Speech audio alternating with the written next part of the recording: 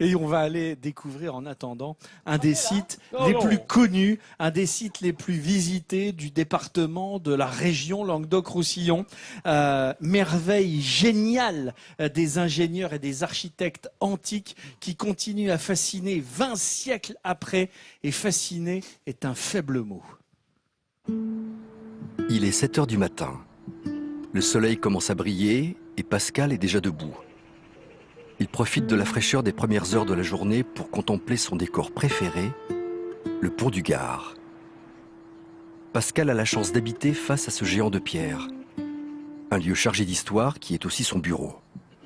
Il est responsable de l'entretien du monument antique le plus visité de France. Là, viens-moi. Allez là-bas, allez. Comme chaque jour, Pascal commence par sortir ses 2 chiens et profite du calme avant l'arrivée des touristes. Et il est toujours aussi émerveillé. Quand je vois le pont du Gard éclairé comme il est ce matin en particulier, ça me fait... J'ai toujours la même émotion, je me dis, t'as quand même bien de la chance d'être là. Eux, ça ne rendent pas compte, là, vous voyez, ils font les fous. Il est magnifique, il est fantastique. Et c'est parti pour une journée bien chargée. Allez-y.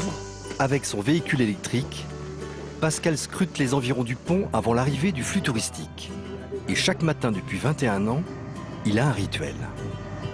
C'est toujours le même sentiment, même après 20 ans. Voilà, j'arrive, et ben, vulgairement, il m'en met plein la vue. Et je suis, en étant un enfant du coin, je suis très très fier de venir travailler sous ces genres de pierre. Voilà, on y va.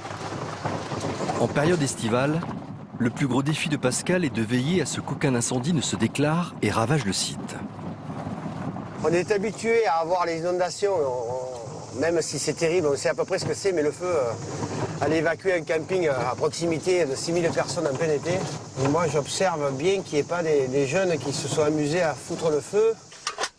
À une époque où il venait personne, eh bien, la Croix-Rouge soignait au moins une fois par jour un gars qui s'ouvrait le pied avec ça. C'est un fléau, ça. Alors ça, on y fait attention. Pascal a très à cœur sa mission. Il sait que ce monument millénaire est fragile. Il a maintes fois été menacé au cours de son histoire. Pascal se sent l'héritier de tous ceux qui ont œuvré pour sa préservation.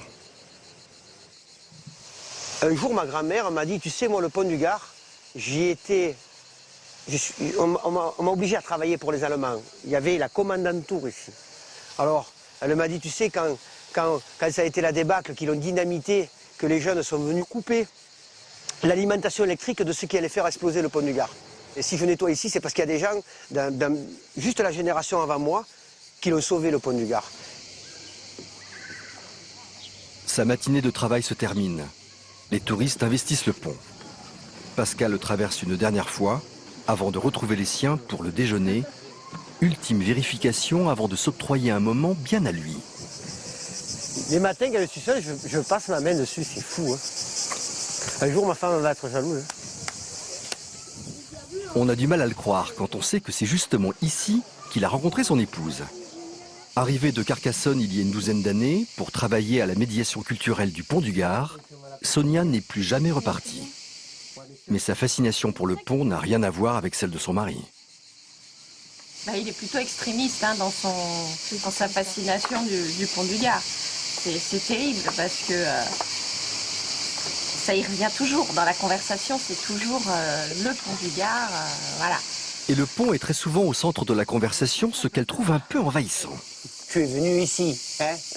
Moi, je suis des deux. Ah oui, il y avait du travail, c'est ça, alors il faut le dire aussi. Ça a créé beaucoup d'emplois. Ah oui. Je ne sais pas si je saurais aller nettoyer la cité de Carcassonne. Mais on pourrait partir un peu là-bas, justement. Tiens, on va Bien sûr, on va y aller quelques heures. Ah non, moi, Allez. Il est 14 h et déjà Pascal a pris de l'altitude. À 50 mètres du sol, il se trouve au niveau de l'aqueduc. Ici, passé jusqu'au Moyen-Âge, 40 000 mètres cubes d'eau courante par jour, reliant la source du côté d'Uzès à la ville de Nîmes.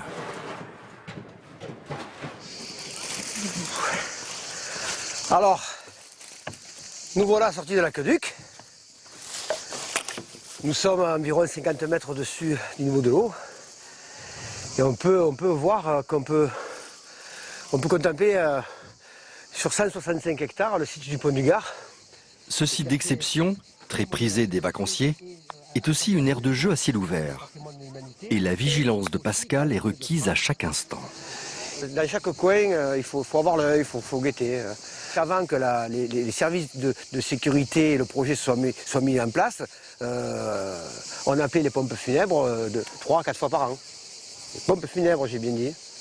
C'est-à-dire le malheur d'un gamin qui saute du pont et qui ne remonte pas. Moi, je l'ai connu. Et je ne veux plus jamais vivre ça. Et la mission est accomplie. Grâce au travail de surveillance de Pascal et de son équipe, la journée se termine dans le calme et la bonne humeur. Vous avez passé une bonne journée? Ouais. Vous êtes baigné? On s'est baigné, ouais. Mais c'est bien parce que le temps qu'il fait, hein. Moi j'aurais bien aimé me baigner aujourd'hui. Allez-y, c'est pas trop tard. Ouais, je vais y aller après, va, t'inquiète. Salut, bon courage. Encore un peu de nettoyage avant le coucher du soleil et un dernier regard en direction de ce décor somptueux qui aura ravi des milliers de visiteurs une journée de plus. Journée de plus au Pont du Gard.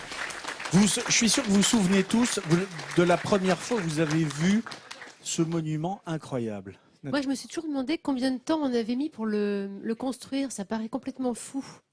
À chaque fois que je le vois, ça me... Voilà, Oui, à l'époque, sans les grues, tu veux dire? Il y a plus de 1000 personnes qui ont travaillé sur la construction de ce pont aqueduc et de toute la chaîne des 50 km qui amenait l'eau à Nîmes. Oui. Parce qu'il y avait C'est pas un que cet pipeline, en ouvrage. fait. Hein. C'est Un peu ça. pipeline d'eau. C'est un aqueduc. Et alors, dis-moi, je comprends qu'il y ait des arches en bas pour laisser passer l'eau de la Oui. rivière. Oui. Mais au-dessus, ça laisse passer quoi?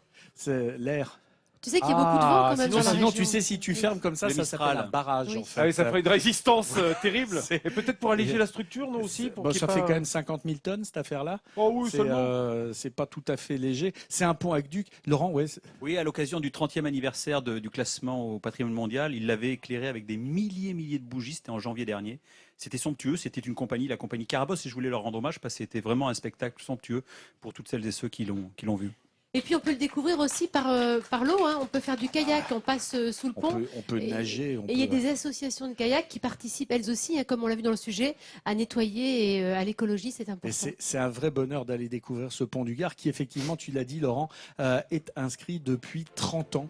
Le pont du Gard au patrimoine mondial de l'humanité, de l'UNESCO. C'est un endroit tout à fait exceptionnel qui fait, sur ses 3 niveaux d'arches, 49 mètres de hauteur, qui fait 275 mètres de long, qui fait partie d'un ensemble qui faisait 50 km. C'est le seul pont antique aujourd'hui, avec ses 3 étages encore debout, le seul monument romain aujourd'hui. C'est un des plus majestueux qu'on puisse voir en France. C'est un endroit tout à fait exceptionnel. Imaginez que la pente de ce pont aqueduc n'est que de 25 cm au kilomètre sur toute la longueur. C'est-à-dire que c'est une des pentes les plus faibles qui existaient et qu'on a construit dans le monde Sans romain. laser, sans visée laser. C'est extraordinaire d'avoir pu construire ça au-delà de la masse de pierre que cela représente. Et le pont est encore debout parce qu'il a résisté à un séisme assez violent. C'était au